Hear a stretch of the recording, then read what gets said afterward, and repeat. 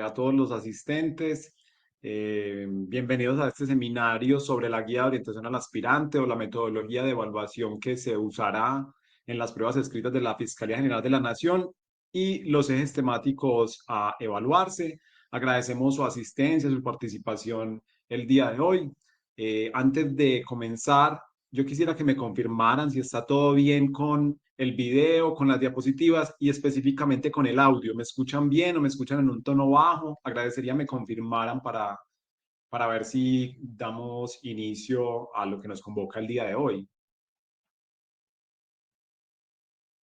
Listo, perfecto. Me dicen que se escucha bien. Entonces, mi nombre es Sebastián Monsalve. Yo los voy a estar acompañando el día de hoy de parte de Construyendo Méritos en este espacio que busca contextualizarnos en las pruebas escritas previstas para la convocatoria de la Fiscalía General de la Nación. Vamos a abordar primero el contexto de las pruebas. Vamos a abordar en un segundo lugar la guía de orientación al aspirante y los puntos más importantes de esa guía. Y en tercer lugar, vamos a ver los ejes temáticos comunes que fueron previstos en las pruebas escritas de acuerdo a lo informado en la guía de orientación al aspirante. Yo les agradezco que en el transcurso de esta charla hagan sus preguntas a través del chat que encuentran en la parte derecha de su pantalla. Va a ser muy útil para todos ustedes, para todos nosotros y en general para las personas que están participando, las que están en vivo, las que lo van a ver después en diferido. Es muy importante esta retroalimentación. Los invito a que se queden hasta el final del video porque tenemos una invitación muy especial para ustedes, que se queden hasta el final de la charla. Y bueno, sin más preámbulos, vamos a comenzar. ¿Cuál es el contexto de la convocatoria de la Fiscalía General de la Nación? Estamos acá en este espacio precisamente porque en días pasados la Fiscalía dio a conocer la guía de orientación al aspirante para la aplicación de pruebas escritas y en esta guía nos informan que las pruebas son para el próximo 10 de septiembre del 2023. Realmente eso es lo que nos convoca a este espacio porque con la publicación de la guía de orientación al aspirante viene un momento muy importante en esta convocatoria y es que se me informa de forma ya definitiva, específica, cómo van a ser las pruebas escritas y qué es lo que me van a evaluar. Y precisamente eso es lo que vamos a exponer el día de hoy, pero en un primer punto vamos a dar un contexto a esta convocatoria Fiscalía General de la Nación. Recordemos que en esta convocatoria, disculpen, se incluyó 1.056 empleos de los cuales fueron 314 en la modalidad de ascenso, 742 en la modalidad de concurso abierto. Es una parte muy pequeña de los cargos que se encuentran en vacancia definitiva en la Fiscalía General de la Nación, pero bueno, allí hay una pelea por el mérito que algunas personas se están dando en este momento de que la Fiscalía finalmente convoca a esos más de 17.000 empleos que tienen vacancia definitiva, más del 50% de los empleos en vacancia definitiva. Increíble. La convocatoria se desarrolla en las siguientes fases. Recordemos que las inscripciones se dan entre el 27 de marzo y el 18 de abril de este año 2023. Es una convocatoria que ha venido desarrollándose de forma rápida, con un presupuesto bastante generoso de parte de la Fiscalía General de la Nación. Acabamos de cerrar la verificación de requisitos mínimos, que es una fase eliminatoria. Allí la tenemos en un color distinto porque es una fase en la cual los concursantes pueden resultar admitidos o no admitidos. Los no admitidos interponen reclamaciones o pueden interponer reclamaciones y en este momento, digamos que para este momento ya se han resuelto las reclamaciones de los no admitidos, entonces ya la verificación de requisitos mínimos está en firme. Resulta que la Fiscalía y el operador del proceso de selección no nos dieron mucho tiempo de preparación para las pruebas escritas realmente, porque la guía de orientación al aspirante y los ejes temáticos fueron divulgados el pasado viernes 18 de agosto y las pruebas son el próximo 10 de septiembre. Pero eso no importa, porque realmente no podemos contar con otra cosa para este proceso de selección. Entonces, de entrada vamos a preparar las pruebas escritas, o me imagino que pues, precisamente en eso estamos. Y precisamente luego de cerrada la fase de la verificación de requisitos mínimos, viene la prueba de competencias generales y funcionales, que allí vemos en otro color rojo también, porque es una prueba eliminatoria. Tiene dos componentes, uno de competencias generales y otro de competencias funcionales, que podrían ser pruebas separadas prácticamente, pero bueno, allí las incluyen en una sola prueba, y una prueba de competencias comportamentales, ¿cierto? Entonces allí tenemos las dos pruebas escritas que se van a aplicar el próximo 10 de septiembre. En un momento entraremos aún más en detalle en este punto. Por el momento repasamos las fases. Agotadas las pruebas escritas y las personas que hayan superado los dos momentos eliminatorios, se les aplica una prueba de valoración de antecedentes, que es una asignación de puntaje de acuerdo a las reglas estipuladas previamente en la convocatoria a los documentos que ustedes aportaron durante las inscripciones relacionados con formación académica y experiencia. Eso es la prueba de valoración de antecedentes. La experiencia y formación académica que excede los requisitos mínimos del empleo, y a partir de estas tres pruebas se consolida una lista de elegibles. Esta lista de elegibles la consolida, la expide la Comisión de la Carrera Especial de la Fiscalía General de la Nación, que es el órgano encargado dentro de la Fiscalía de administrar y vigilar la carrera administrativa dentro de la entidad. Entonces, la lista de elegibles la expide la Comisión de la Carrera Especial, y a partir de allí, quienes vayan a ser nombrados, se les hace un estudio de seguridad que puede ser incluso reprobado, y en caso de que no sea aprobado este estudio de seguridad, la persona no podrá posesionarse en el empleo de carrera.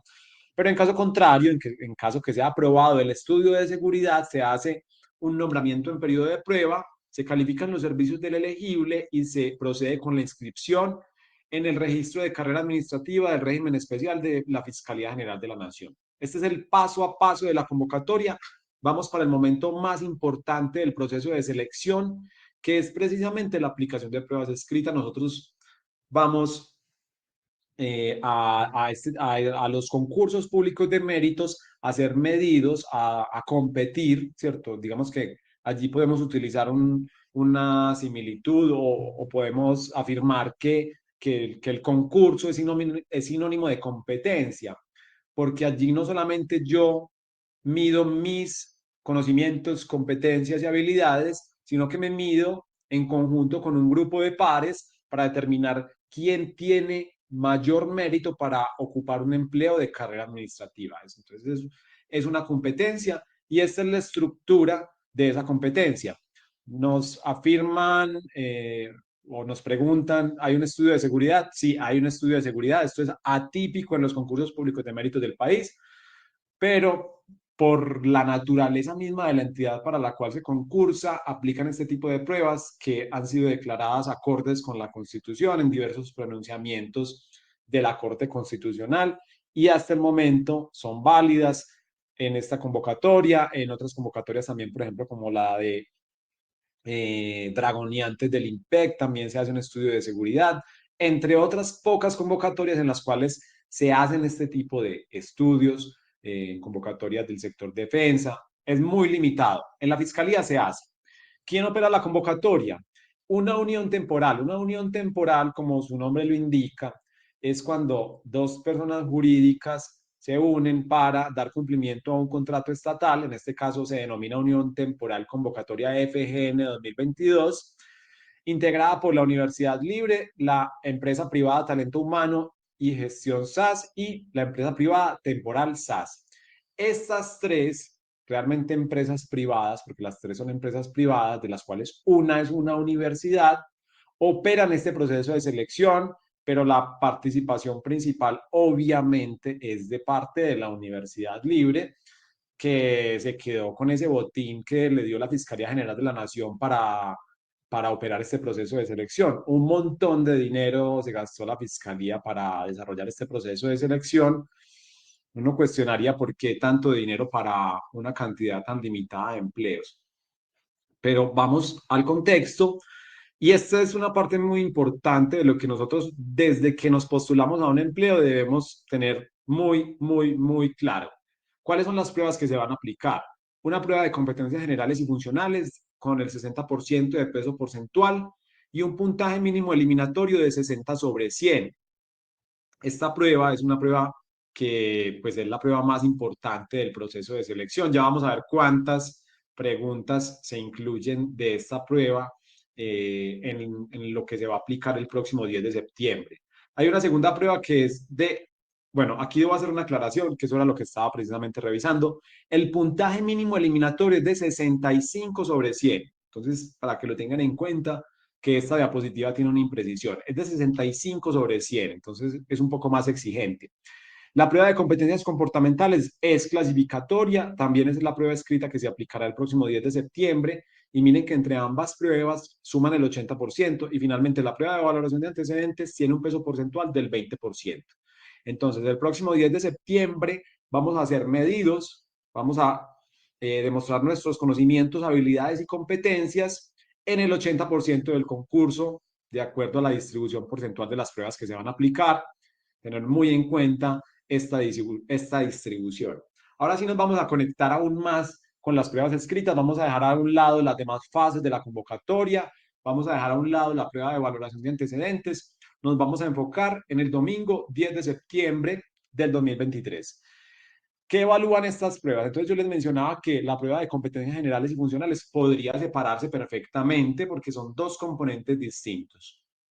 La prueba de competencias generales evalúa y mide los niveles de dominio sobre los saberes básicos y sobre lo que todo aspirante a trabajar en la Fiscalía General de la Nación debe conocer de su quehacer institucional, en especial sobre la comprensión de la misión, la visión y los objetivos que como entidad debe alcanzar.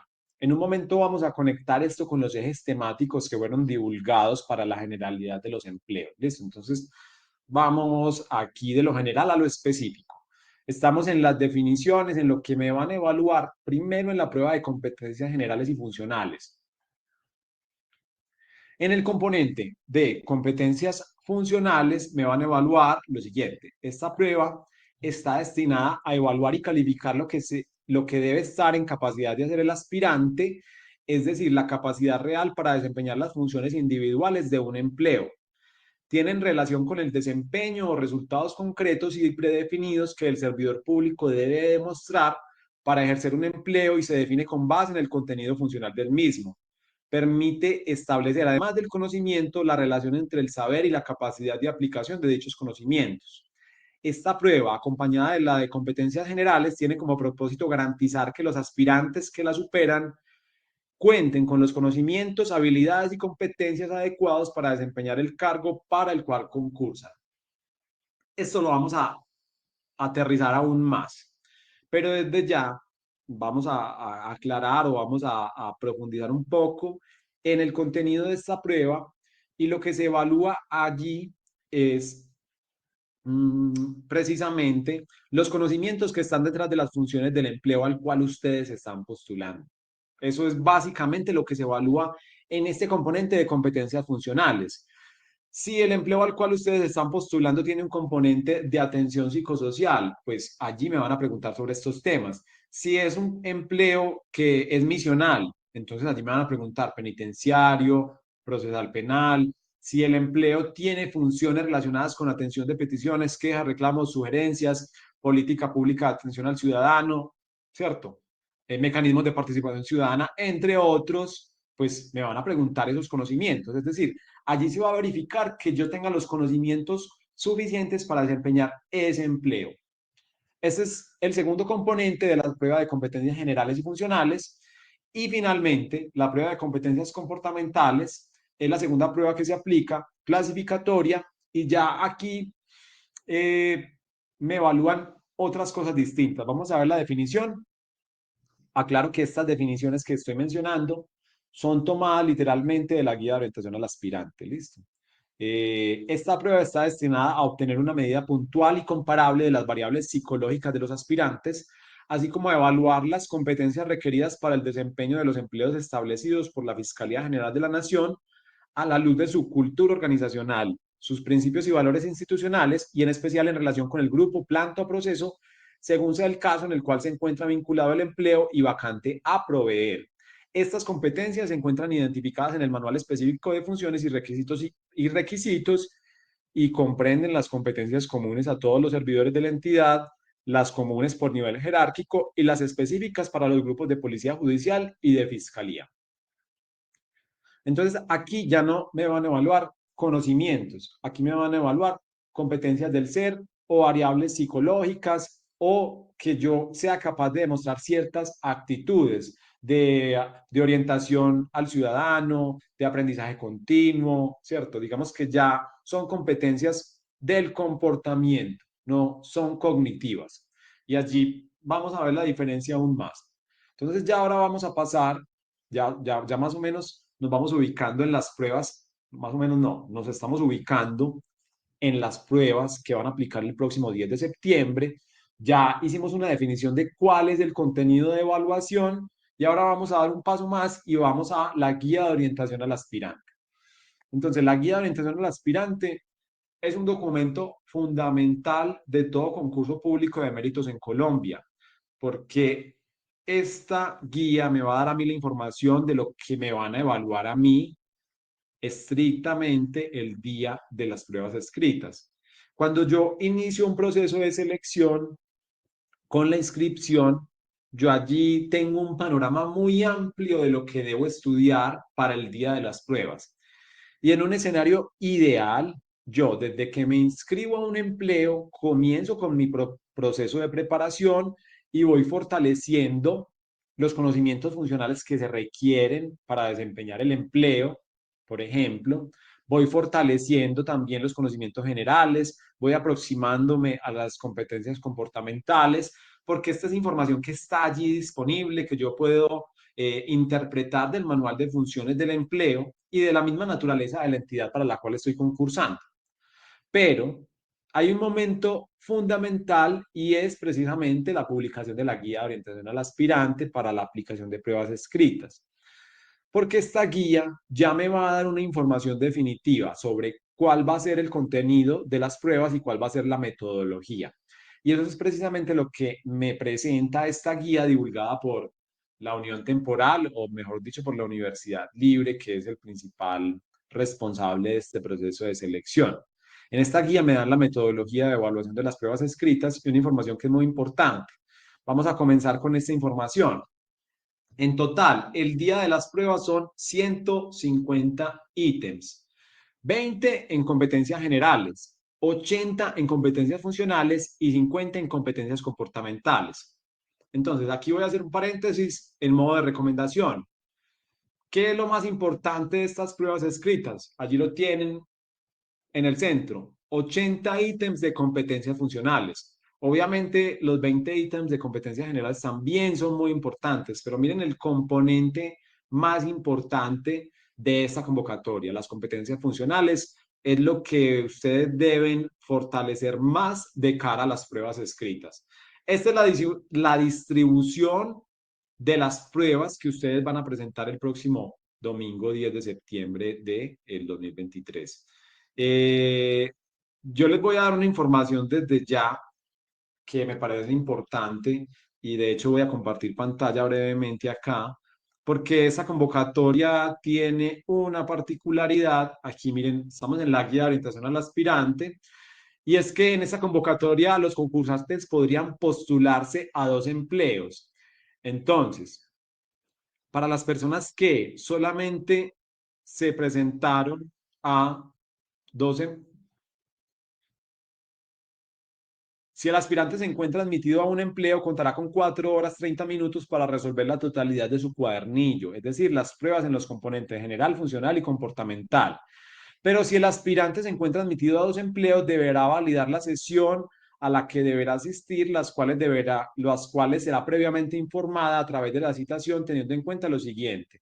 Entonces, las personas que solamente van a presentar una sesión, pues presentan las pruebas presumiblemente en la sesión de la mañana, pero las personas que deben presentar 2 pruebas o 2 jornadas, porque se presentaron a 2 empleos distintos, van a tener 2 jornadas distintas, una que comienza a las 6:30 m y otra que después comienza a las 2:30 de la tarde. Listo, eso es como allí un aviso que me parece importante. Y me preguntaban por la citación, vamos a ver qué dice la guía de la citación. Dice, verifique su citación a través del aplicativo Sitka, entrando con su usuario y contraseña, dando clic en la ventana notificación y consulte el sitio, hora y fecha de la aplicación de su prueba escrita. Muy bien, allí tenemos la información que queríamos divulgar. Entonces, la citación, si todavía no la tienen, esperen que obviamente la universidad esté en ello. Por lo general, la citación no la publican con suficientemente tiempo de anticipación, pues o no la publican un mes antes, ¿cierto? Siempre es los días anteriores a las pruebas. Bueno, vamos a pasar ahora a la metodología de evaluación. Este ejercicio, al final vamos a ver, a compartir, a que entre todos conozcamos algunos ejemplos de ejes temáticos que fueron informados de acuerdo a esta guía de orientación del aspirante. Bueno, allí nos hace una aclaración Ernei, importante. El 30 de agosto publican la citación, entonces estamos en tiempo, pero no hay afán para esto, ¿cierto? Igual es importante uno ubicarse bien en la ciudad donde tiene que presentarse, ¿cierto? Digamos que en las ciudades grandes, por ejemplo en Bogotá, que hay que armar toda una logística para el día de presentación de las pruebas escritas o las personas que tienen que desplazarse a otra ciudad, ¿cierto? Pero bueno, a partir del 30 de agosto, gracias Ernei por la precisión. Listo, cerrado el paréntesis. Vamos entonces a cuál es la metodología de evaluación que se usará en las pruebas escritas. Y esta es la metodología de test de juicio situacional. Es una metodología bien estándar en los últimos concursos públicos de méritos generalmente en el país. No solo Fiscalía General de la Nación, sino Régimen General de Carrera Administrativa de la CNSC. Esta metodología se caracteriza por lo siguiente. Un caso, una pluralidad de ítems o preguntas entre 3 y 5. Y cada pregunta o ítem tiene tres opciones de respuesta, de las cuales solamente una es correcta. Entonces, el día de las pruebas yo me voy a enfrentar a 150 ítems con esta metodología. Pero vamos a ver los ejemplos que trae la guía de orientación al aspirante. Y aquí ya vamos a empezar a entrar en materia, ¿listo? Aquí ya vamos a aterrizar qué es lo que yo me voy a encontrar el día de las pruebas. Les va a quedar de tarea a ustedes para estos primeros ejemplos ir a la guía y conocer cuáles son las claves de respuesta. Bueno, entonces este es un primer ejemplo del eje temático de estructura y conocimiento de la entidad. El indicador, que realmente es como lo que más me va a definir el eje temático, es organigrama de la entidad, misión, visión y valores, y es para el nivel asistencial. Me presentan un caso hipotético, que es el siguiente. Un empleado es designado para apoyar la clasificación, recepción y atención de las peticiones, quejas, reclamos y sugerencias que ingresan a la Fiscalía General de la Nación, tarea en la que debe cumplir la normativa vigente. Al revisar las solicitudes, encuentra 5 que están pendientes por resolver. En la primera, un ciudadano desea conocer sobre la competencia misional de la entidad. En la segunda, evidencia que otro ciudadano busca tener claridad sobre el medio por donde puede pedir la intervención de la entidad para conocer sobre un delito. Sumado a ello, el empleado designado encuentra en la tercera petición que un usuario manifiesta que un empleado de la entidad omitió solicitar las medidas judiciales necesarias para la asistencia a unas víctimas. Finalmente, en la cuarta, un usuario que ya había sido atendido insiste para que le den autorización de ingresar y a buscar a una persona que trabaja en la entidad que tiene información que éste requiere, por lo que para obtener la ayuda necesaria le ofrece un obsequio al empleado que está como responsable en la respuesta de los trámites. Entonces allí tenemos. Es curioso porque eh, en estas guías no debería haber errores y me hablan de 5 solicitudes pendientes por resolver y finalmente mencionan 4. Vamos a ver entonces el enunciado número 1. Para que el empleado designado pueda resolver la primera petición que evidencia, es necesario que A. Mencionar que la entidad está obligada a adelantar los procesos de tipo penal. B. Indicar que la entidad tiene que desarrollar las investigaciones de tipo fiscal. C. Señalar que a la entidad le corresponde llevar a cabo las sanciones disciplinarias. Entonces allí tenemos, ya vamos aterrizando la metodología. Un caso, una primera pregunta y desde ya para que comprendamos mejor la metodología, este caso tenía 5 preguntas, yo seleccioné esta, la número 3, es decir, de ese primer caso se desprendían 5 preguntas. Y así son 150 ítems, es decir, no son 150 casos, no. 150 lo que aquí tenemos como enunciados, ¿cierto? 150 preguntas. Pregunta número 1 y esta es la pregunta número 2 para este ejercicio. ¿Me escuchan? ¿Está todo bien con el audio?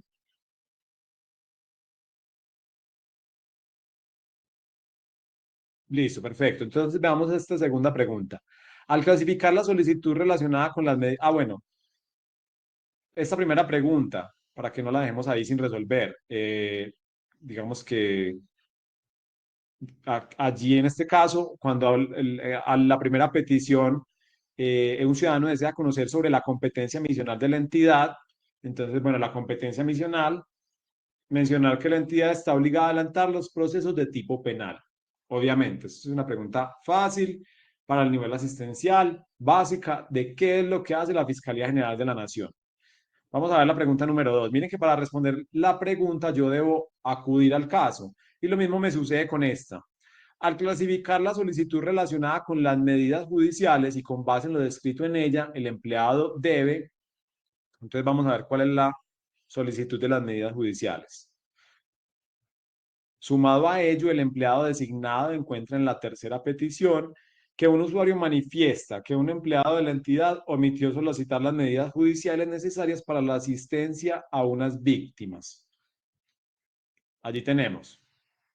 Entonces, mmm, al clasificar la solicitud relacionada con las medidas judiciales y con base en lo descrito en ella, el empleado debe A, ubicarla con las quejas, situarla con los reclamos o colocarlas con las denuncias. Allí tienen pues, opciones de respuesta más grandes, pero más amplias, pero con eso creo que nos es suficiente. Entonces, esta petición, ¿qué debe hacer el funcionario? Tramitarla como una queja, como un reclamo, como una denuncia. Yo creo que sería una queja. Listo. Allí les dejo la tarea de revisar la guía. Allí están estos mismos casos que los pueden consultar.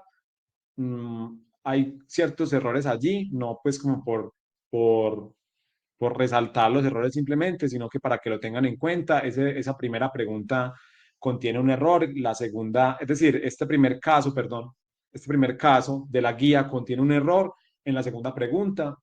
Lo pueden ver y juzgan ustedes si se trata de un error, al menos en la formulación del ítem, me parece a mí. Pero vamos a ver los ejemplos, porque lo que nos interesa es conocer ejemplos y estar mejor preparados para las pruebas escritas del 10 de septiembre a través de la familiarización con la metodología de evaluación y también profundizar un poco los temas que se van a evaluar.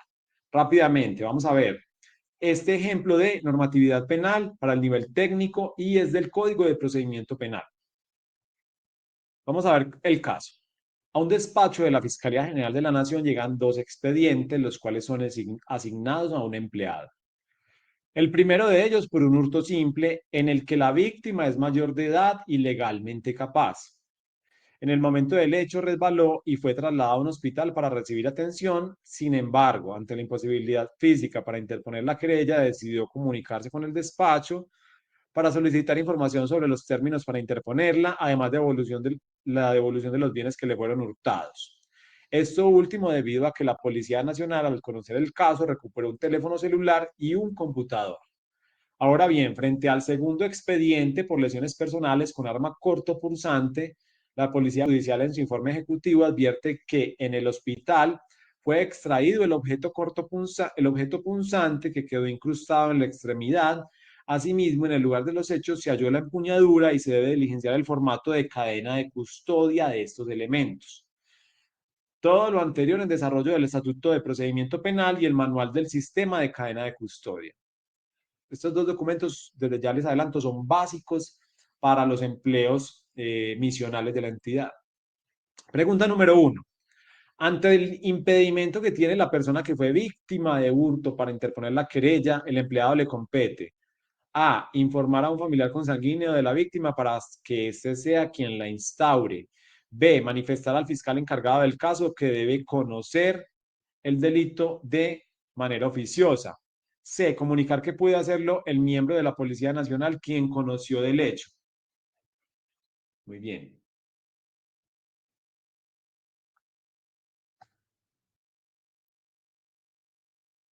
Allí tenemos una primera pregunta. ¿Apunta a qué? A la querella. Requisitos de la querella. Pregunta número dos. Teniendo en cuenta la inquietud planteada por la persona que se encuentra en el hospital, el empleado debe A. Responder que es posible hacerlo cuando esté recuperado sin importar el tiempo. B. Contestar que en estos casos de fuerza mayor el término se extiende hasta un año. C. Manifestar que a pesar del estado de salud debe hacerlo en el término establecido. Yo creo que allí la clave de respuesta es la C. Entonces allí tenemos una segunda pregunta de juicio situacional, pregunta número, es decir, un segundo caso, juicio situacional, dos preguntas. En total, la prueba tiene 150 preguntas para que utilicemos este término que es menos ambiguo. Preguntas. Preguntas que se derivan todas de un caso. Todas las preguntas se derivan de un caso, por eso se llama metodología o test de juicio situacional. Cada caso tiene entre 3 y 5 preguntas. ¿Listo? Entonces, cada pregunta, selección múltiple con única respuesta. Y finalmente vamos a ver este ejemplo de competencia comportamental. Este es ejemplo para la competencia de trabajo en equipo. Es una competencia comportamental que es bastante común en la evaluación que se hace en los concursos públicos de méritos. Es transversal. Caso. La seccional se encuentra implementando una serie de capacitaciones de salud y seguridad en el trabajo, las cuales están orientadas a que los empleados conozcan cómo afrontar diferentes catástrofes naturales. Estas serían dirigidas por asesores externos de la entidad y tienen como objetivo general conformar la brigada de emergencias. Para ello, las personas que hagan parte de estas jornadas deberán realizar actividades que simulan este tipo de situaciones de manera conjunta. Además, esta brigada estará conformada por integrantes de las diferentes dependencias, entre los cuales se encuentra usted, quienes son los responsables de orientar a los demás compañeros en caso de que se presenten situaciones reales de riesgo. Enunciado número uno. En una de las estrategias propuestas durante la capacitación, usted ha presentado discusiones frecuentes con otro empleado que incomodan al grupo en general, por lo que decide a. Continuar con el desarrollo de la tarea planteada para finalizar esta jornada evitando contratiempos. B. Hablar con otros compañeros de la jornada para verificar si ellos también han tenido ese inconveniente. O sea, y C. Acudir al líder de la jornada para que éste le apoye con mediar la situación que se está presentando. Si ven que cambiamos totalmente el contenido de lo evaluado, cuando estoy siendo evaluada en competencias generales y funcionales, a diferencia de cuando estoy siendo evaluada en competencias comportamentales. Por eso hablamos de competencias del cero, variables psicológicas. Esto se parece más a una evaluación tipo prueba psicotécnica.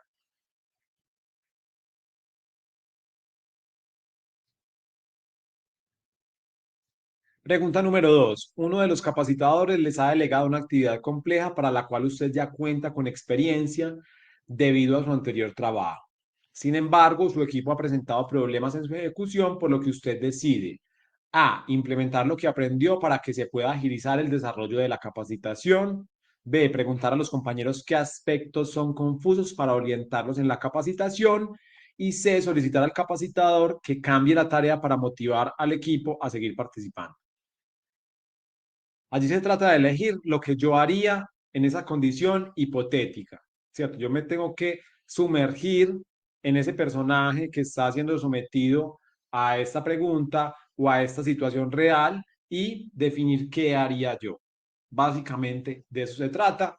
Invitación, consultar la guía de orientación al aspirante, las personas que quieran ver la retroalimentación de cada uno de estos ítems. Puede ser de gran utilidad para el día de las pruebas. Muy bien. Vamos a ver entonces que es fundamental de esa guía de orientación al aspirante consultar los ejes temáticos. Los ejes temáticos, ya mismo aquí tenemos el enlace de consulta, se los voy a compartir a través del chat en este momento. Ese es el enlace que ustedes ven allí en pantalla, pero allí se los comparto en modo de texto para que ustedes puedan hacer clic y consultar los ejes temáticos con su número de cédula. Allí, miren que no es sino ingresar el número de cédula y les va a indicar cuáles son los ejes temáticos que van a ser evaluados en las pruebas escritas. En un ejercicio de revisión de estos ejes temáticos, les queremos compartir qué fue lo que encontramos como generalidad. Sí. Yo les voy a pedir un instante, les voy a dejar ahí para que consulten brevemente los ejes temáticos. Voy a ir a servir un poco más de agua y ya estoy con ustedes en 2 minuticos. No me demoro nada.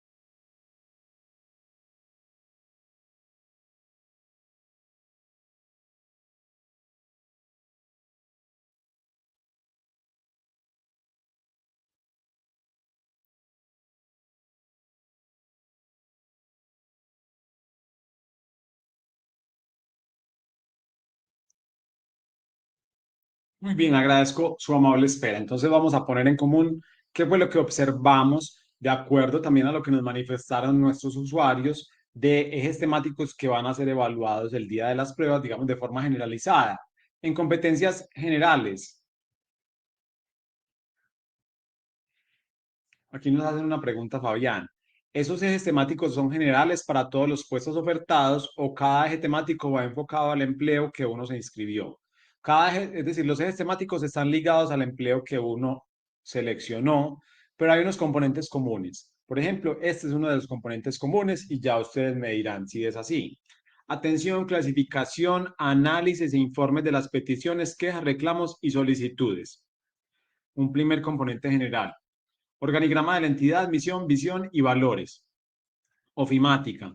Responsabilidad fiscal, disciplinaria y penal del servidor público. Derechos humanos y derecho internacional humanitario. Esto como componentes generales, como competencias generales. Y luego vamos a resaltar competencias comportamentales. Vamos a dejar de último las funcionales.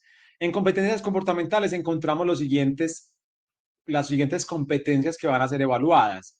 Seguimiento de instrucciones, orientación al usuario del ciudadano, transparencia, aprendizaje continuo, toma de decisiones, habilidades interpersonales, creatividad, orientación a resultados, compromiso con la organización y manejo de las emociones. Nosotros hace un momento veíamos un ejemplo de trabajo en equipo, un ejemplo de la competencia de trabajo en equipo en competencias comportamentales.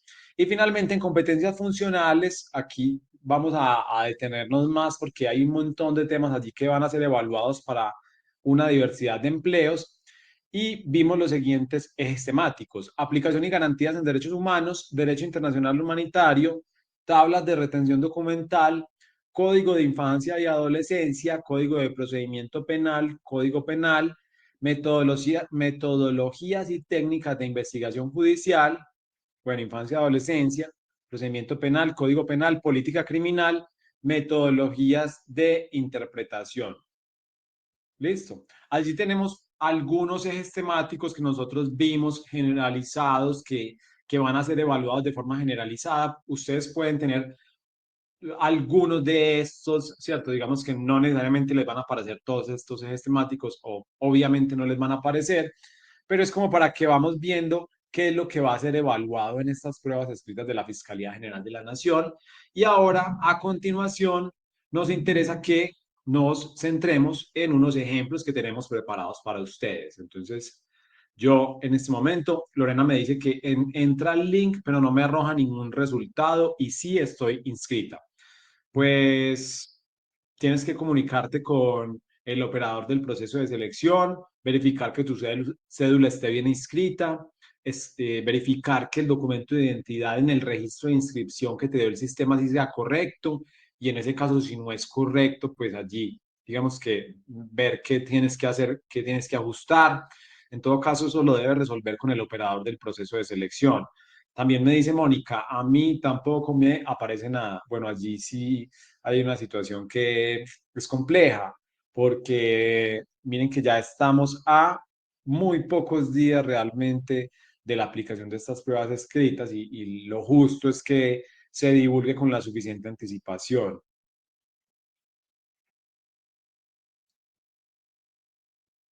Varias personas me dicen eh, no, que no, me están mencionando en este momento que no pueden consultar los ejes temáticos. Eso me están diciendo en este momento. Yo en este momento estoy, a ver, bueno, hay varias personas que sí me dicen que les aparecen los ejes temáticos y yo como digamos, para que hagamos un ejercicio, pues que la gente que no está en este momento visualizando los ejes temáticos, que nos le permite ver, vamos a ver acá cómo sería, miren. Después de ingresar el número de cédula me aparece esta información. Estos son los ejes temáticos, inscrito a 2 empleos en este caso, y allí me aparecen comportamentales, funcionales y generales, ¿cierto? Y si yo le doy atrás, nuevamente consulto y allí están también del segundo empleo. comportamentales, funcionales y generales. ¿Listo? Entonces, digamos que parece que hay un error en la plataforma. Yo no creo que sea una cuestión de que esté congestionado. Muy seguramente no han cargado la información para todas las personas. Listo. Entonces, es muy importante estar allí pendiente eh, de esta información. Listo. Vamos ahora a ver unos ejemplos. Estos temas nosotros los traemos para ustedes a partir de nuestro curso virtual de la Fiscalía General de la Nación. Vamos a ver ejemplos de los temas que fueron divulgados. ¿Listo? Entonces allí tenemos, allí está compartida pantalla, ¿cierto? Todos están viendo. Ya voy a hacer algunos ajustes para que todos podamos ver los ejemplos adecuadamente. Les pido un momento acá. Listo. Entonces allí tenemos. Vamos a ver ejemplos de esta metodología de juicio situacional. Estoy ajustando para que poder ver sus preguntas en el chat. Eso es precisamente lo que estoy haciendo en este momento. Sí están viendo allí toda la pantalla completa, ¿cierto?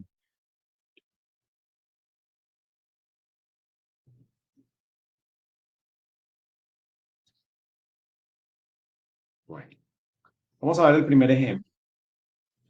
Primer ejemplo, obedece al eje temático código penitenciario, ¿listo? Ya vamos a ver con los ejemplos. Disculpen ustedes aquí como la demora en organizar aquí la pantalla y buscamos aquí, esta hace parte de Código Penitenciario y Carcelario, y yo preparé este ejemplo para ustedes, el módulo B. Preguntas bajo la metodología de juicio situacional. Yo espero que realmente que todos estén allí como con la suficiente capacidad para ver. Vamos a leer la situación. Vamos a ver tres preguntas de este eje temático. Código penitenciario está previsto para algunos empleos.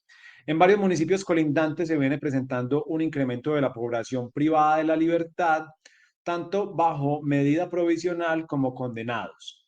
Esta situación se ve contrastada con la capacidad de las instituciones carcelarias y penitenciarias disponibles en la zona, razón por la cual los procesados han tenido que ser enviados a ciudades lejanas y o detenidos en unidades de reacción inmediata URI en términos superiores a los permitidos en la ley. Los alcaldes construyen un centro de reclusión conjunto con el fin de dar solución a esta situación. Preguntas 1 a 3, en este caso. Pregunta número 1. Como alcaldes, directores de entidades territoriales del orden municipal, los funcionarios podrán crear centros de reclusión, A, cárceles, B, penitenciarías, C, colonias agrícolas. Yo creo que allí la opción que está allí por default sería la correcta.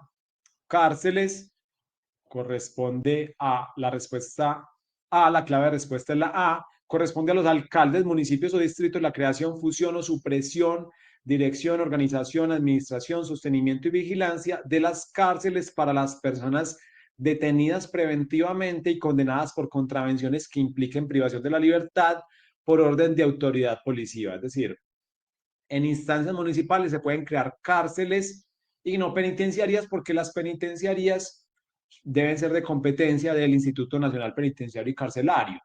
Miren que allí me mencionan que las personas privadas de la libertad, allí me dicen, las personas, por lo cual los procesados han tenido que ser enviados a ciudades lejanas y o detenidos en unidades de reacción inmediata en términos superiores a los permitidos en la ley. Entonces, yo debo tener en cuenta esta información porque la pregunta número 2 me dice, en todo caso, los procesados detenidos en URI han estado privados de la libertad en un término superior a 7 días, 2 meses, 36 horas. Allí lamentablemente está marcado ya porque yo lo estuve preparando el día de hoy para compartir, digamos, ciertas preguntas con ustedes. Y allí me dice 36 horas, ¿cierto? Entonces, la clave de respuesta es la C, porque esta pregunta hace referencia al término máximo que puede estar las personas privadas de la libertad en URIs, consagrado en el artículo 28A del Código Penitenciario y Carcelario en los siguientes términos. Igual esto es una norma, digamos, que obedece a una reglamentación seguramente más general desde la Constitución misma. La detención en unidad de reacción inmediata o unidad similar no podrá superar las 36 horas, debiendo garantizarse las siguientes condiciones mínimas: separación entre hombres y mujeres, ventilación y luz solar suficiente, separación de los menores de edad y acceso a baño. Si bien este es el término que rige este tipo de detención, existe la práctica sistemática de detener por mucho más tiempo del máximo permitido, situación que fue estudiada, entre otras, en la sentencia T-151 del 2016. Listo. Término máximo de detención en Urauri. Vamos a ver finalmente. De este mismo, la pregunta número 3. El centro de reclusión podrá albergar a solo condenados, condenados y personas en detención preventiva y personas en detención preventiva y condenadas por contravenciones policiales. Allí pues la respuesta es la C. Las cárceles son los centros de reclusión que pueden crear los municipios, pudiendo destinarse estas exclusivamente para personas privadas de la libertad en detención preventiva o por contravenciones policiales de carácter administrativo. Entonces, allí tenemos el primer ejemplo, corresponde al eje temático, código penitenciario y carcelario. Este es un eje temático para algunos, previsto para algunos empleos. Allí tenemos un primer ejemplo. Vamos a ver otro ejemplo, que este hace parte de los ejes temáticos comunes o de competencias generales. Responsabilidad de los servidores públicos. Vamos a ver este ejemplo. Nuevamente, preguntas de juicio situacional. Situación número 1.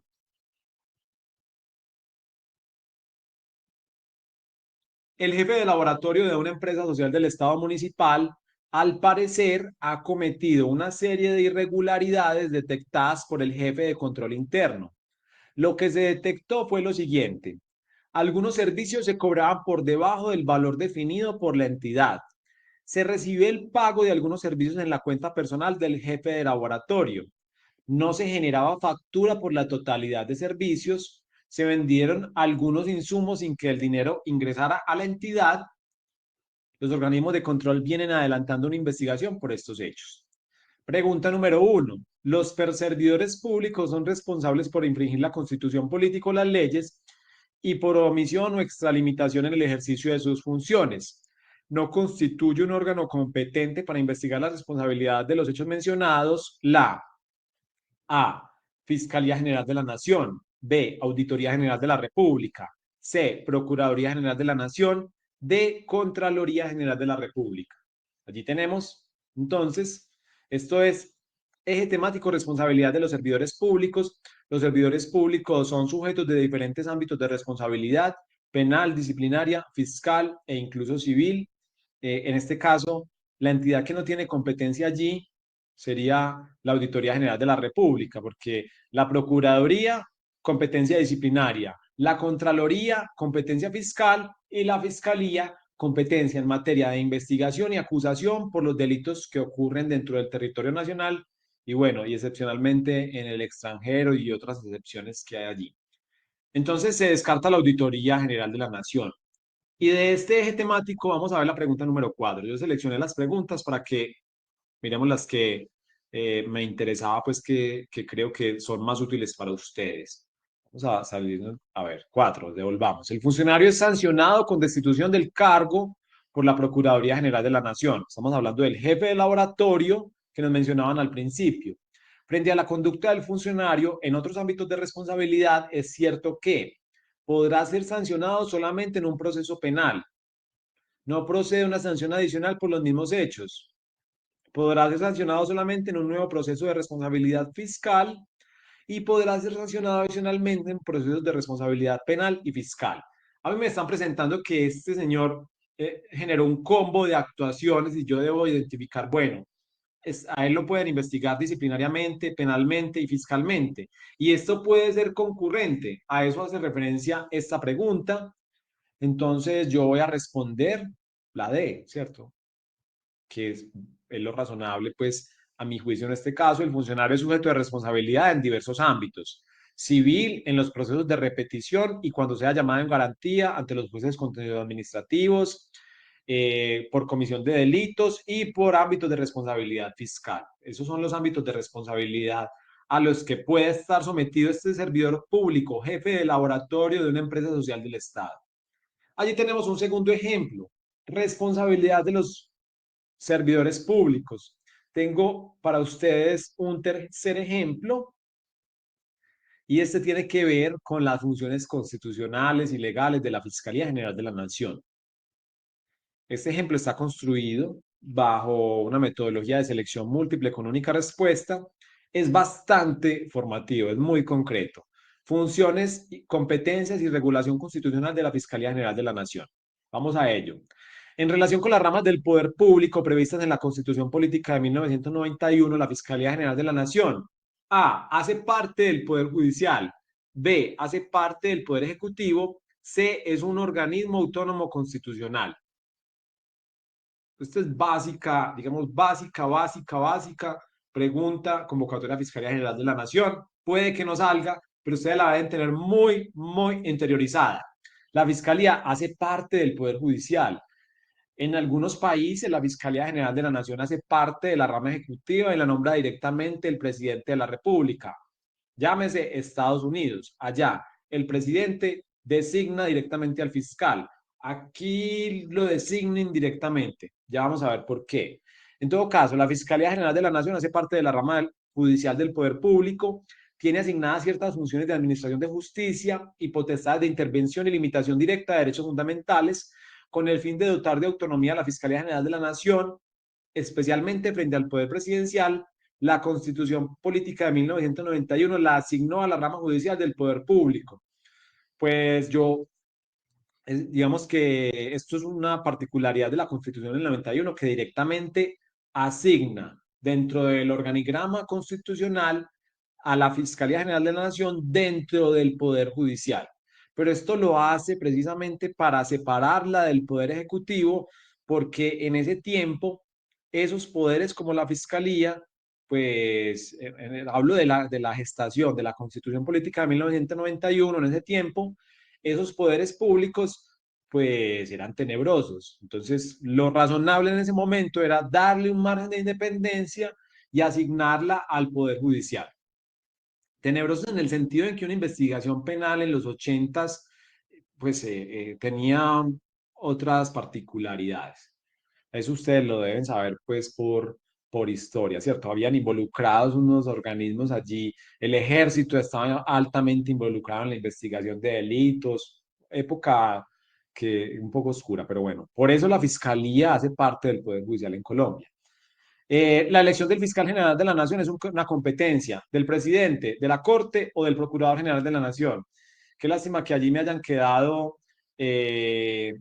hayan quedado allí las preguntas seleccionadas ya, porque allí me aparece pues la opción de respuesta, pero la elección del fiscal general de la Nación es una competencia de la Corte Suprema de Justicia. Miren bien, es una selección endogámica, es decir, el Poder Judicial nombra a los funcionarios del Poder Judicial, la Corte Suprema nombra a los funcionarios, al fiscal general de la Nación, pero eso no se queda allí porque el presidente de la República es quien elabora la terna.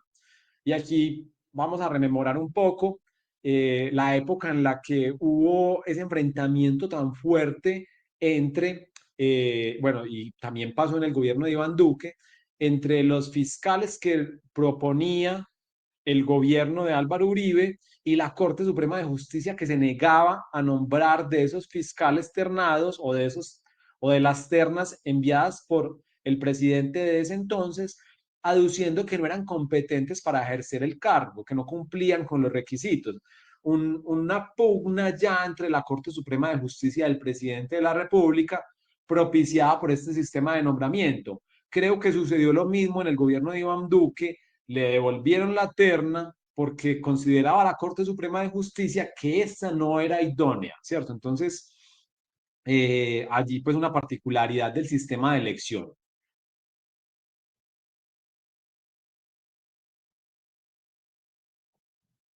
Ante la falta absoluta del fiscal elegido por la Corte Suprema de Justicia, procede la elección de un nuevo fiscal por un periodo de 4 años, por el periodo restante de aquel a quien entra a reemplazar, por el término que reste para la posesión de un nuevo presidente de la República. Allí entonces, lo que me preguntan es, ¿el periodo del fiscal es institucional o personal? ¿Cierto? Eso es, digamos, lo que me están preguntando. La clave de respuesta es la A. Se ha establecido desde diversas cortes en Colombia que el periodo del fiscal es individual y no institucional. Eso quiere decir que la elección del fiscal general de la Nación recaerá en cabeza de una persona por un periodo de 4 años y si llega a configurarse una absoluta antes de la terminación de este periodo, se deberá nombrar un nuevo fiscal por un periodo adicional de 4 años. Esto fue ratificado en una última ocasión por el Consejo de Estado en fallo de nulidad electoral del 18 de febrero del 2021. Allí tenemos entonces el periodo del fiscal es individual y no institucional. El fiscal que sale del cargo antes de los 4 años, antes de terminar su periodo, entra un nuevo periodo de 4 años. No entra a reemplazar o a terminar el periodo del fiscal saliente. ¿Listo? 4. El ejercicio de la acción penal pública se ejerce por parte de la Fiscalía General de la Nación con la A. Aplicación del principio de oportunidad. Recomendación y paréntesis. Conozcan bien lo que es el principio de oportunidad. Es una institución penal que fue incorporada del sistema penal acusatorio estadounidense desde la reforma que se hizo en el acto legislativo 2003-2004. Es decir, con la implementación del sistema penal acusatorio se implementó en la Constitución misma el principio de oportunidad. Les queda viendo el acto administrativo que modificó la Constitución, modificó el artículo 250 de la Constitución e incorporó el principio de oportunidad. Hecho el paréntesis, el ejercicio de la acción penal pública se ejerce por parte de la Fiscalía General de la Nación con la aplicación del principio de oportunidad. No. Acusación ante el juez de conocimiento con el fin de dar inicio al juicio. ¿Sí? Captura de las personas que posiblemente han cometido una conducta punible. No. Realmente allí la acción penal pública es la acusación. Esa es la acción penal pública. Con la acusación ante el juez de conocimiento, función establecida en el numeral 4 del artículo 250 de la Constitución Política, la Fiscalía General de la Nación ejerce la acción penal pública y por lo tanto se da el inicio al proceso penal judicial. Y el periodo de elección del fiscal general de la Nación, fácil, sencillo, 4 años. Miren que es muy formativo este módulo de funciones y estructura misional, funcional de la Fiscalía General de la Nación. Ya vimos un tercer ejemplo, nos quedan 3 más, no se vayan, quédense hasta el final con nosotros que tenemos una invitación muy especial para ustedes. Procedimiento penal, vamos a ver entonces, procedimiento penal. Miren que esto es conocimientos básicos, vamos a conocimientos generales y misionales para la Fiscalía General de la Nación. Y vamos a buscar aquí procedimiento penal colombiano. Sí, sí, aquí está. Allí tenemos más preguntas, pero por el momento vamos a ver este primer caso.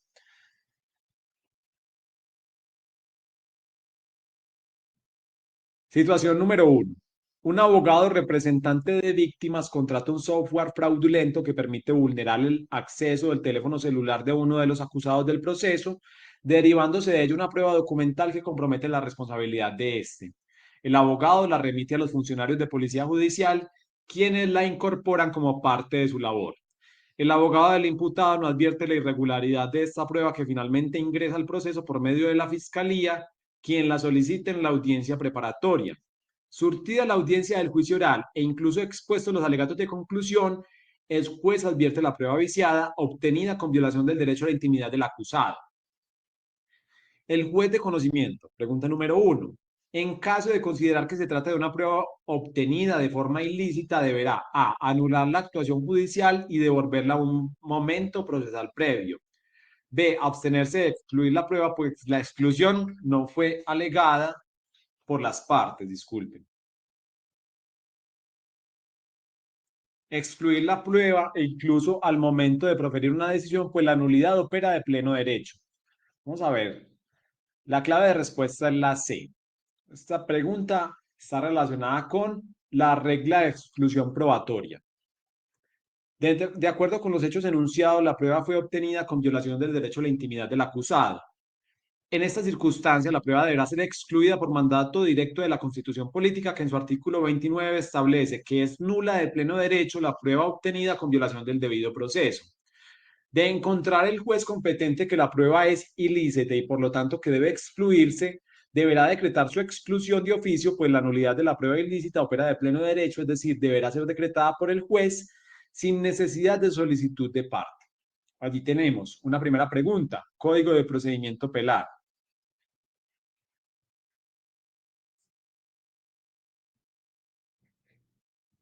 Aquí Camila nos tiene una pregunta que se la voy a responder. ¿El fiscal entra a regir nuevamente los 4 años desde cero o continúa el periodo del anterior? Empieza desde cero y tiene todo el periodo de 4 años por delante. No entra a reemplazar el fiscal anterior y a completar su periodo que no finalizó. Segunda pregunta. El fiscal desea que el fiscal desea que la prueba no sea excluida del proceso y para ello logra demostrar que la fiscalía siempre tuvo a su disposición el celular del acusado, incautado como parte de actividades de investigación y por lo tanto en algún punto de la investigación iba a llegar necesariamente la información incriminatoria. Esta tesis del fiscal apunta a la excepción a la regla de exclusión de vínculo atenuado, fuente independiente, descubrimiento inevitable. La regla de exclusión probatoria en materia penal tiene unas excepciones que son consagradas en el Código de Procedimiento Penal, Ley 906 del 2004.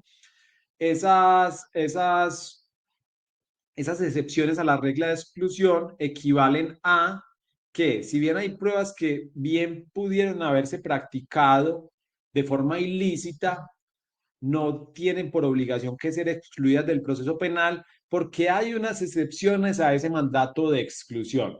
Y esto es así por disposición expresa del Código de Procedimiento Penal. Entonces allí me están diciendo que la Fiscalía está afirmando que de todas maneras hubiera llegado a esa información. Entonces yo creería que se trata de un descubrimiento inevitable. Y en efecto, la legislación colombiana en materia procesal penal contempla una serie de excepciones al mandato de exclusión de las pruebas ilícitas, fuente independiente, vínculo atenuado, descubrimiento inevitable. El descubrimiento inevitable consiste en que la prueba derivada de la prueba ilícita es admisible si el órgano de acusación logra demostrar que aquella habría sido de todas formas obtenida por un medio ilícito. Y finalmente, ejemplo número 3, pregunta número 3, de acuerdo con los hechos expuestos, la prueba debió ser excluida desde la audiencia de acusación, actividad de policía judicial, actividad de investigación a cargo de la fiscalía. Bueno, si hubo actividad de policía judicial, debió haber sido excluida desde ese momento, porque la exclusión de la prueba ilícita la debe de decidir el primer funcionario que la tiene ante sí. Y si es la policía judicial, es este el funcionario que debe decir que esta no puede ser la prueba que va a llevar al proceso penal, porque es una prueba ilícita. Entonces allí tenemos un ejemplo, un buen ejemplo de procedimiento penal y vamos a ver un último ejemplo. Miren, yo les voy a adelantar, este curso virtual tiene un componente de competencias comportamentales. Allí, por ejemplo, antes de ver el último ejemplo, aquí no nos vamos a detener mayor cosa. Este ejemplo de este componente de competencias comportamentales me incluye las competencias, digamos que en cierta medida son coincidentes, aunque allí lo principal es coincidir en metodología, que me van a ser evaluadas en las pruebas escritas. Por ejemplo, vamos a ver este ejemplo que trae. Este es el eje tema, el componente de aprendizaje continuo.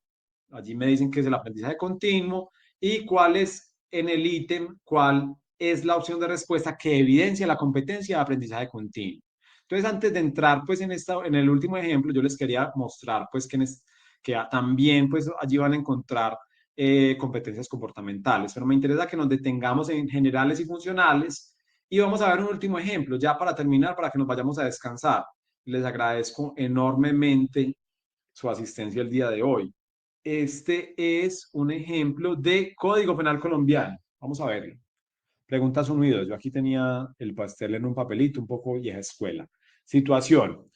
Miren esta situación. Este es un caso interesante. Una embarcación es conducida por el capitán y su ayudante. Al acercarse a una bahía, atropellan a un grupo de buzos que no contaba con una adecuada señalización, causando la muerte a 3 de ellos.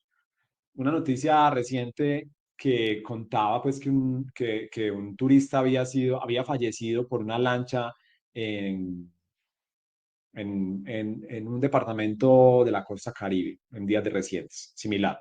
El astillero de la embarcación fue quien sugirió la ruta de pesca que iban a seguir con gran insistencia. Las 3 personas son capturadas e interrogadas bajo la dirección del fiscal del caso. Yo les cuento que nadie tan creativo como los abogados penalistas para construir las preguntas de juicio situacional. Esto es muy interesante. Se logra determinar que el capitán de la embarcación no podía ver a los buzos desde la posición en la que se encontraba. frente al capitán y respecto a las 3 personas fallecidas, es posible afirmar que no se configura el tipo objetivo de homicidio. B, debió prever el resultado y por lo tanto se configura un delito culposo. C, no se configura el tipo subjetivo de homicidio, pues no era un resultado previsible. Bueno, entonces el tipo objetivo de homicidio sí se configura, porque el resultado es homicidio. No era un resultado previsible, porque miren que me están diciendo que no contaban con una adecuada señalización. Entonces, por descarte, es la opción C. En primer lugar, si se configura el tipo objetivo de homicidio, pues el resultado de muerte se genera a partir de un acto humano. Al analizar el aspecto subjetivo de la tipicidad, se encuentra que no hay conocimiento ni voluntad del capitán. Recuerden que el dolo está integrado por conocimiento y voluntad, por lo cual debe descartarse el dolo.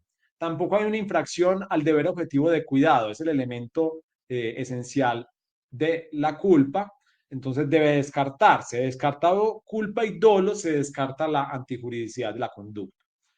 Último ejercicio. En el interrogatorio se logra comprobar que el ayudante sí logra ver los buzos desde la posición en la que se encontraba, pero no menciona nada al capitán, pues supone que podrá evitar pasar sobre ellos, lo cual finalmente no ocurre y se causa la muerte de 3 buzos. Frente al resultado de muerte, es posible afirmar que el ayudante A obra con culpa inconsciente, B obra con culpa con representación, C obra con dolo de consecuencias necesarias. Miren que yo descartaría el dolo porque me están diciendo que él supone que podrá evitar, que el capitán va a evitar a los buzos, que lo logrará evitar, ¿cierto? Entonces digamos que obra con culpa con representación. Entonces se debe descartar el dolo de consecuencias necesarias, pues no hay ni voluntad ni un estado emocional que se le asimile. También se debe descartar la culpa inconsciente, pues efectivamente el ayudante sabía el eventual peligro que se tenía para los buzos, pero confiaba en poder evitarlo. Estas 2 opciones descartadas nos llevan a la elección de la culpa con representación. El artículo 23 del Código Penal define la culpa en los siguientes términos. La conducta es culposa cuando el resultado típico es producto de la infracción al deber objetivo de cuidado y el agente debió haberlo previsto por ser previsible o habiéndolo previsto confió en poder evitarlo. La conducta del ayudante se circunscribe al segundo inciso, ya que confía en poder evitar el resultado previsto que finalmente se termina configurando. Esto no quiere decir que la conducta se convierta en un ilícito penal. Aquí ya esto se sale del tema que está siendo evaluado, pero es formativo. Es decir, en una conducta típica, antijurídica y culpable, ya que habría que analizar todos los estados del hecho punible, pero sí es posible afirmar que se configura una tipicidad subjetiva de culpa con representación. Bueno, allí tenemos entonces esta serie de ejercicios muy interesantes todos sobre ejes temáticos que posiblemente nos van a ser evaluados el día de las pruebas escritas, una serie de ejemplos que preparamos para ustedes el día de hoy para que nos vayamos familiarizando y nos vayamos sumergiendo en ese ambiente de pruebas. ¿Listo? Muy bien. Me dice que se cae la comunicación, Luz Ángela, pero eso seguramente es para el caso específico de ella, porque no hay nadie más en este momento con ese mismo comentario. Entonces, les recuerdo, el día de mañana esta conferencia va a estar incorporada en nuestro sitio web, construyendoméritos.com, en el canal de YouTube, por si la quieren retomar de alguna forma. Y bueno, por último, cómo prepararnos para las pruebas escritas. Les acabo de mostrar pues digamos que nuestro curso virtual preparatorio para las pruebas escritas de la convocatoria de Fiscalía General de la Nación 2022.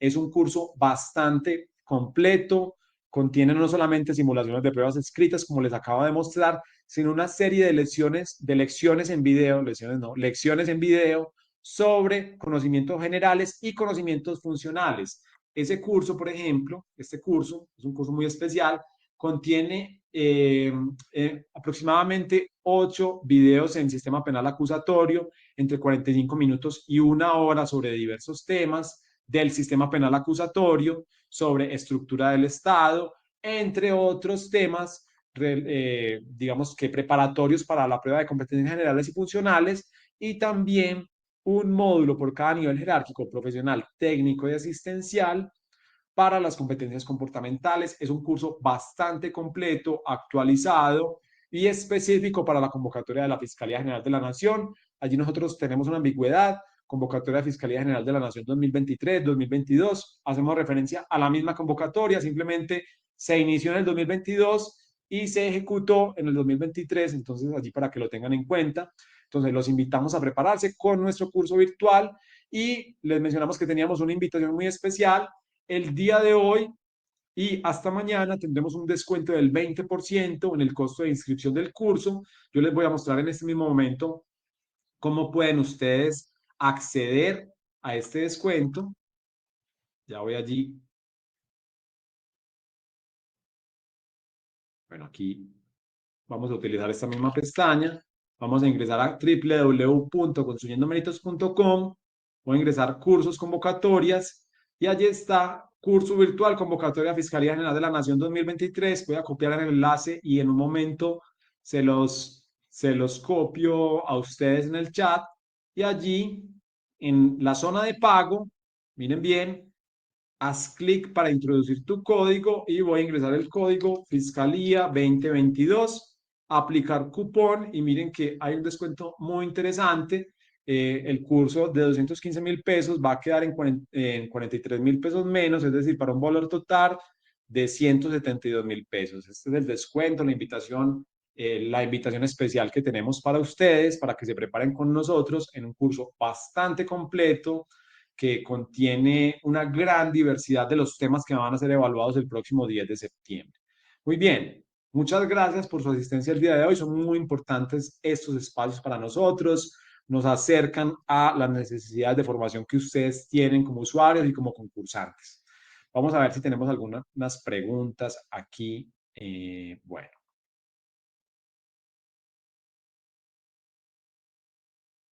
Muy bien, creo que ha quedado todo muy claro. Les deseamos muchos éxitos en las pruebas escritas para esta convocatoria. Es una convocatoria que seguramente se repetirá en los próximos años porque la Fiscalía tiene muchos empleos vacantes.